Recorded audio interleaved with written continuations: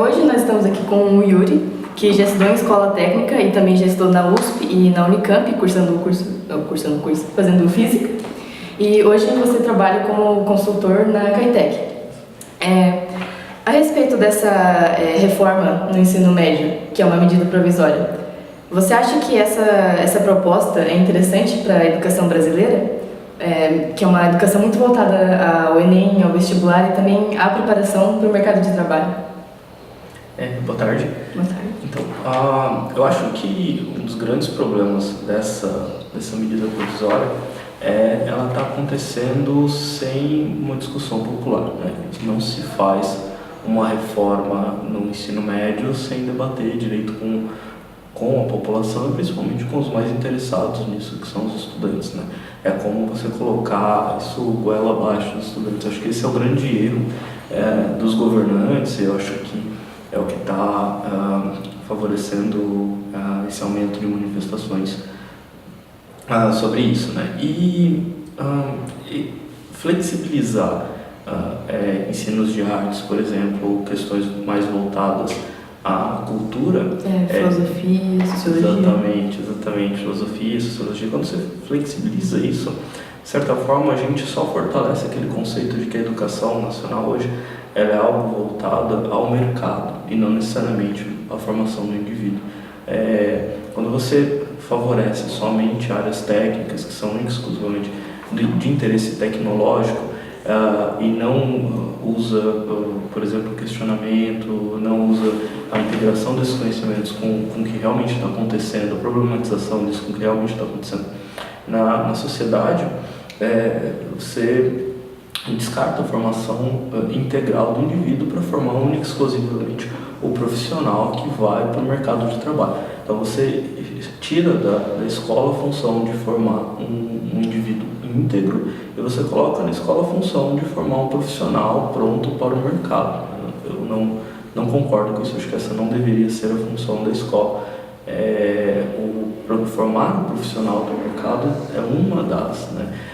Mas para quem faz essa escolha, não é o mercado que deveria decidir como deve ser a formação dos estudantes. Eu acho que essa flexibilização dessas outras disciplinas, ela favorece isso, né? O que você tinha mencionado antes sobre que não teve um diálogo principalmente com os estudantes.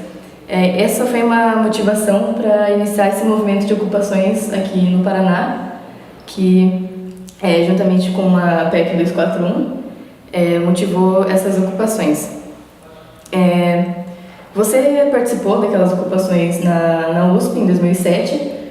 Você acha que esse movimento excessivamente estudantil agora tem semelhanças com, por exemplo, esses outros movimentos que se iniciaram mais ou menos naquela época?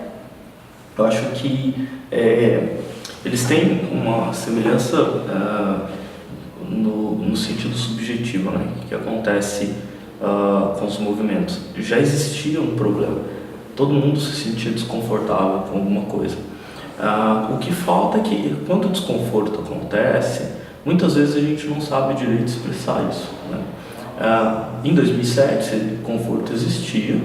esse desconforto existia, né? E a expressão se deu logo depois de alguns decretos, ali no primeiro dia de mandato do recém-eleito governador José Serra, que afetava as universidades estaduais paulistas. Mas quando o movimento se espalhou pelo Brasil na época, a gente começou a perceber que essa não era uma questão exclusivamente das universidades estaduais paulistas. Essa era uma questão do movimento estudantil e da insatisfação que a gente tinha com o método. O Paulo Freire usava o exemplo do método bancário, você enfia as coisas na cabeça do aluno e ponta. Mas com o método de ensino, com a forma como as coisas estavam acontecendo.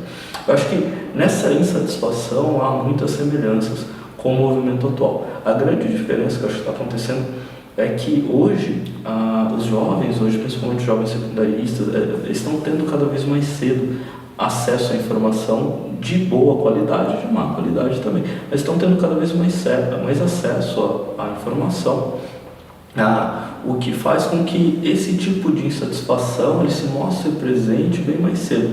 Naquela época eu era calouro, recém-chegado na universidade, mas talvez se esse movimento acontecesse ele enquanto eu era secundarista, eu não sei se eu me engajaria tanto, porque a informação, a mídia ainda vinha muito pelo que estava aparecendo na televisão, nos jornais escritos. Hoje em dia o acesso à informação é muito mais democrático. Hoje em dia, quase o advento das redes sociais, da qual a nossa geração domina muito bem, a informação ela tem uma caracterização de veiculação bem diferente de como era antes, né?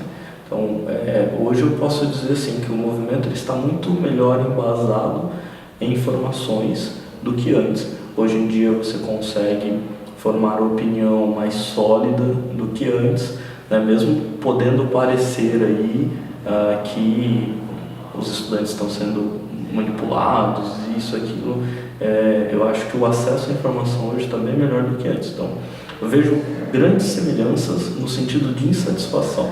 A tristeza é que há 9 anos atrás a gente sentia a mesma coisa que os estudantes sentem hoje. Então a tristeza é perceber que não mudou, que as coisas continuam do mesmo jeito. Isso está motivando porque a gente realmente quer fazer alguma coisa de diferente, quer fazer com que alguma coisa mude. Isso é muito próprio da idade dos estudantes secundaristas ou dos estudantes universitários. Então eu acho que são grandes semelhanças e a grande diferença é a questão do acesso à informação.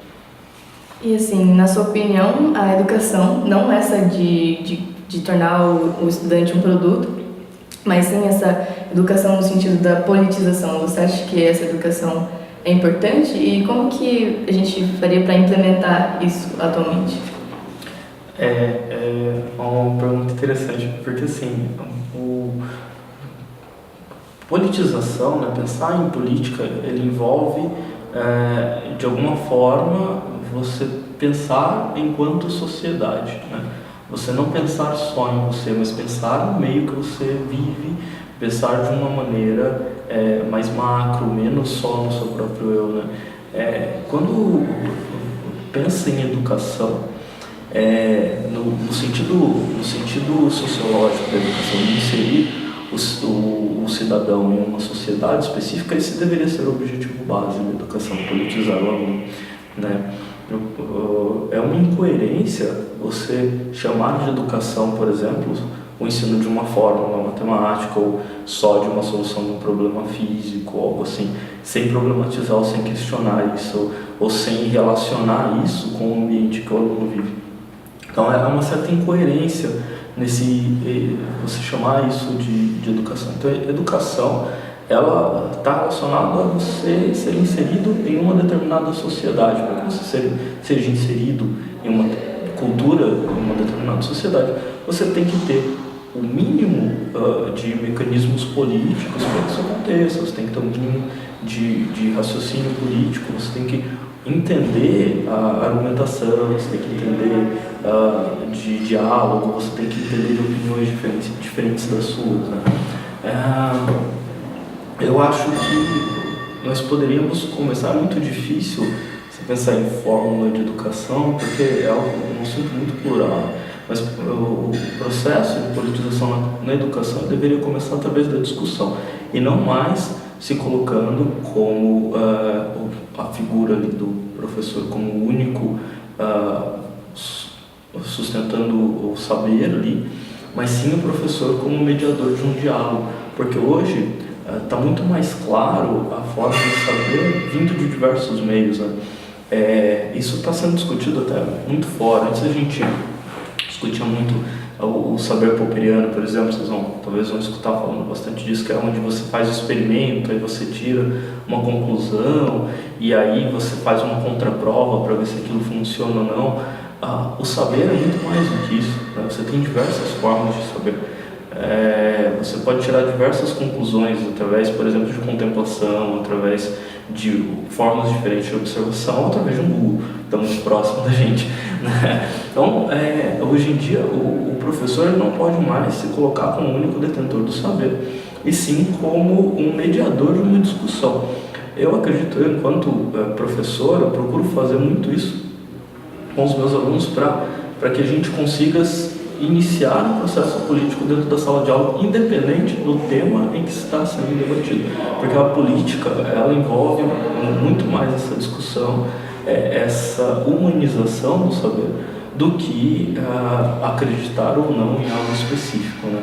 Então, eu acredito que poderíamos, enquanto professores, falando um pouco mais da minha área, né, acho que isso está muito mais na mão até dos professores do que dos alunos. Dos alunos caberia questionar isso, né? Então, eu sempre questionava muito isso, né? Então, nós, enquanto professores, precisamos estar preparados para levantar essa dúvida e não para dar certeza. Eu acho que esse talvez seja um bom caminho para um diálogo que possibilite daí um desenvolvimento político melhor. Não colocar como certeza, mas sim como uma possibilidade de discussão entre os alunos, né? Então, como que eu posso discutir esses valores, como que eu posso discutir esse conhecimento enquanto válido ou não, enquanto real ou não.